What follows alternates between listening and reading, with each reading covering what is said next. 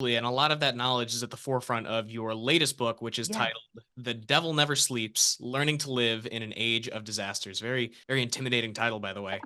But I try to make it user friendly, but yes, it has some pictures too. But look, I mean, part of my job is to provide lessons and tools and skills to my audiences to give them agency and a sense of power over a world that can seem so unmanageable. And I sort of view that as my role. I'm not my throw my hands up and say everything is going to heck in a handbasket. I try to empower people. And part of that empowerment is recognizing that these disruptions will occur. absolutely. And your audiences have such a variety to Yeah. them, but with your experience in the public sector, media sector, academic Yeah. sector, private sector, you have the ability to talk to a variety of Yeah. industries, a variety of walks of life. What lessons do you hope that leaders take away Yeah. from your book and your talks? Yes, it is an interesting part of my work is that I essentially call myself an all hazards expert. In other words, it could be cyber, climate change, or a climate disruption, or a terror attack, or a pandemic.